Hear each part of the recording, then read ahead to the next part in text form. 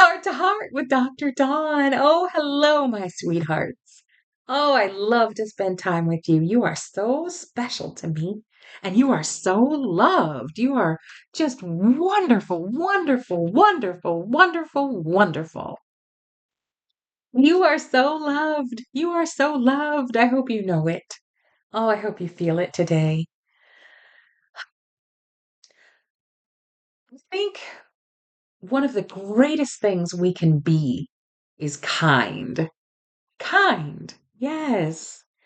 Kindness is something anyone can do, everyone can do. Anyone can show kindness. Everyone can show kindness, no matter what. There may be things that people tell you you're too young to do or to know. Well, you're never too young to be kind. What does kindness mean to you? Kindness means to me that I choose to show love in every situation. I could argue, I could yell, I could keep everything for myself, I could eat it all myself, I could not let people play with my toys, or I could be kind. I would like to tell you a story from my culture that is about kindness and why kindness is so important. It's important to you, it's important to me. And I really want to remind you that when you're kind to people, when that becomes the way that you live your life, you'll be surprised at how kind people are to you. hmm Yeah. I mean, if you make a mistake, if you spill something, if you do something you didn't want to do that was kind of cringe, and someone helps you clean it up, how do you feel? Right, a lot better than if you had an accident and then you had to clean it up and then you felt bad about it. How do you feel when maybe you don't know the answer to a question in class, but your teacher doesn't make you feel bad about it? Your friends don't tease you about it. Everyone just tries to help you. Maybe the teacher repeats it or teaches it a different way. Maybe your friends jump in and help you find the answer. How do you feel then? Yeah, you feel cared for. You feel like, wow, I can do this, right? Kindness is very important. Kindness is extremely precious. Not everyone is athletic. Maybe not everybody can run fast or jump high. Maybe everyone can't sing or can't dance as well as everyone else. I don't know. But everybody, anybody, anywhere, anytime can be kind. I'll show you. Well, in the old paths, in our culture, and in the old ways, we did everything with stories. We told stories, and stories were how we learned lessons about how we should behave, how we should treat other people, what we should do and not do. We learned about nature and space and time. We learned how to do things like stories about basket weaving or beadwork, like I do, or even how we should treat other people, how we should behave in our families, and what we should do. So, stories were very important. And my great uncle, Jerry Wolf, a great man, beloved man of the Cherokees, taught me this story, and he told me to tell it. And so I'm going to tell it to you because it shows how important it is to be kind. How important it is to be kind. Well, in the old paths, the elders say, the animals could talk and we could understand them, and they could understand us. And they still can talk and understand each other, but we don't always understand them. Now, at this time, the animals could talk in such a way that we could understand them. And so one day, the animals all decided in the forests and the hills and the mountains to have a great ball game. And the kind of ball that they played is called stickball. And stickball, you hold a stick And you run and you can throw the ball from the stick or catch the ball in the stick, but you can't use your hands. And people try to get the ball if it falls and try to throw it to their side and this side, and everyone runs. And sometimes it gets really rough. All of the pushing and shoving and trying to catch and throw. Stickball is very active. So the animals decided to have a great ball game. It was actually the eagle and the bear's idea. And they're both highly respected animals because the eagle can fly so high. And the bear, well, have you seen a bear? Hmm.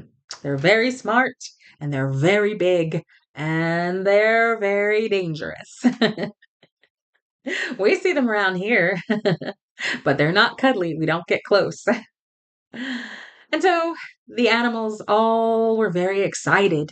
The birds in the trees were chattering and waving their wings. The fish in the river could see the ball game because it's very important not to leave anyone out. So they could see from the river, and so could the turtles and the frogs and the toads, and they were so excited who would win the great ball game. And then the animals began to pick their teams. Who would be on Eagle's team and who would be on Bear's team? Well, of course, the big animals were chosen first.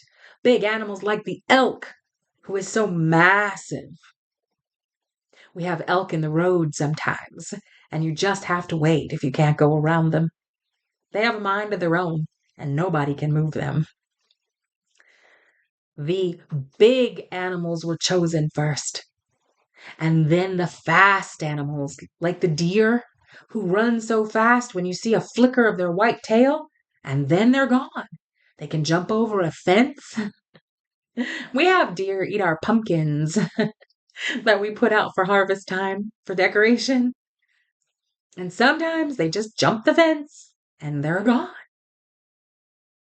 We have animals who are smart, like the fox, who can solve problems and is very, very clever. We couldn't figure out who was eating all the dog food for a while until we realized a fox was coming down the mountain at about 2, 3 o'clock in the morning and eating, helping itself. And the dogs didn't mind. They were friends. And the beaver, who is so smart, he's a natural architect. He can build things. He can make a dam out of wood and stop a river if he wants to. He has a lot of what we call strategy. That's problem solving. So there were other animals who try very hard, or are clever, or are fast. Raccoons are incredibly clever with their little hands. They can open a jar, or a door, or a lock, or a trash can. And possums, they can hang upside down. And there were other animals too that were chosen because they were winners, people thought. They were the people who could win the great ball game. So the eagle and the bear had finished their teams, and everyone else was ready to sit near the ball field and clap their little hands and cheer and shout and wave their arms and watch the big game until everyone heard a very tiny voice.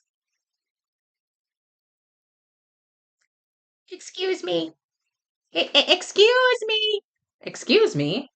Who said that?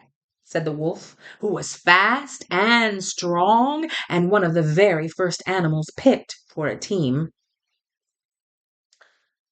I said, excuse me, said the little voice. Who is that? Said the raccoon, who is very well known for being able to throw and to catch and to open and close with his little hands.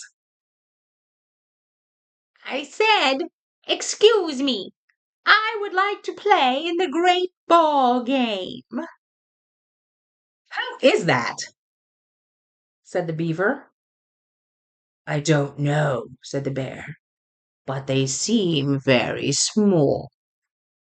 Very small.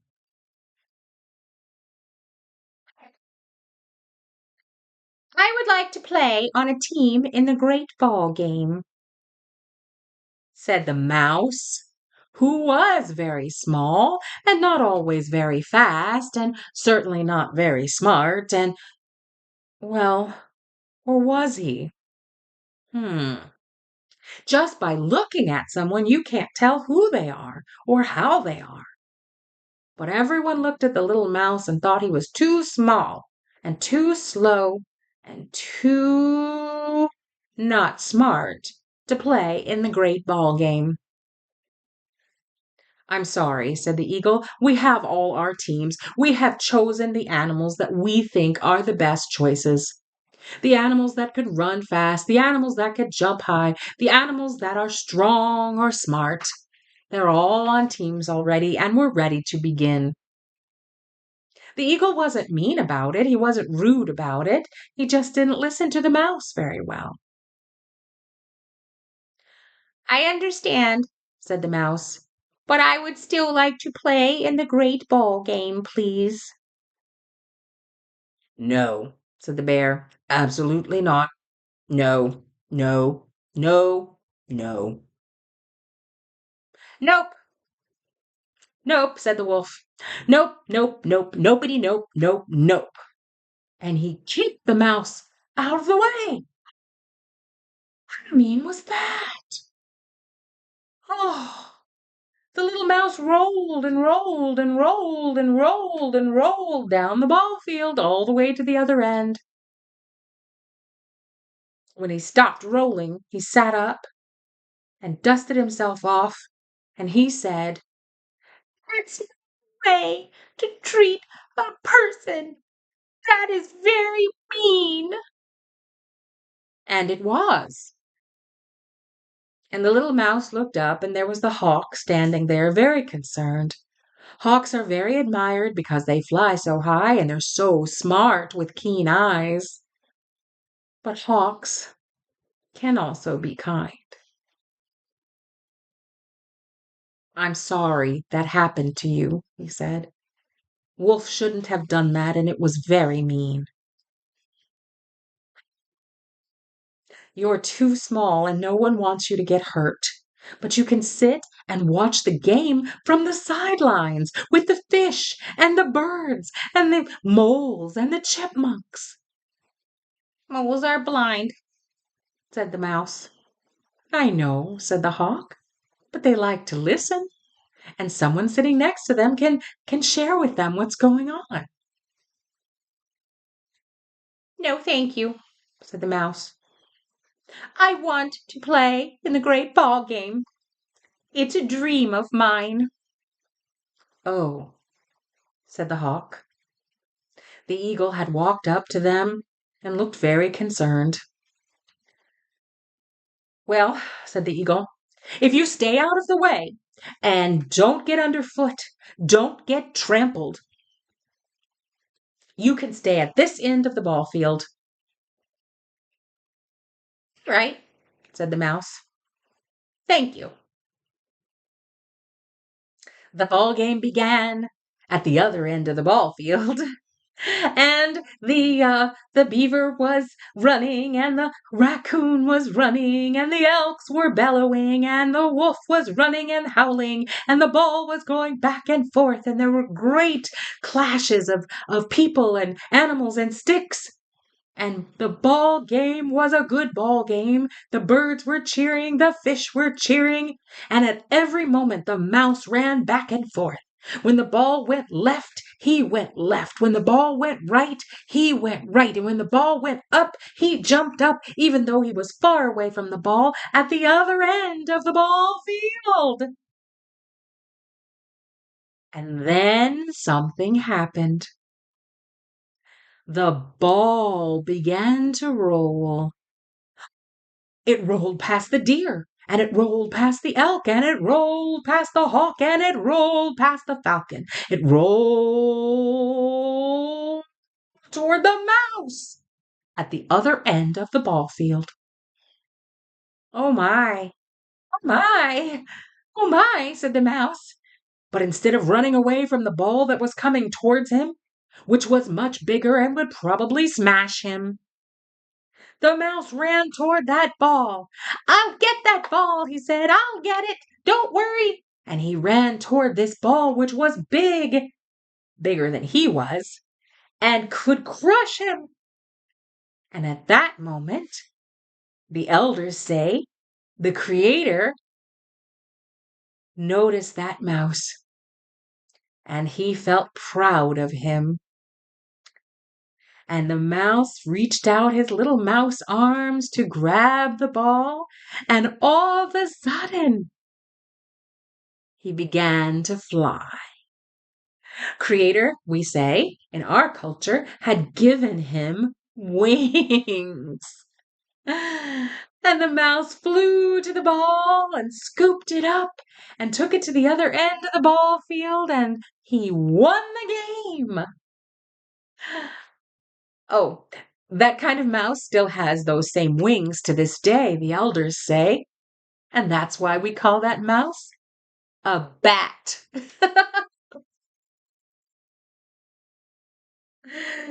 Our elders tell this story and teach it to us to remind us to never be unkind. Don't hurt anyone's feelings because they're small or because of the way they look or the color of their skin or what they know how to do or can't do. We should be kind to people, not unkind. So I know you're going to be kind, and I think people will be so very kind to you. Oh, I loved having heart to heart with you. I'm Dr. Dawn, and I can't wait until we spend time together again next time.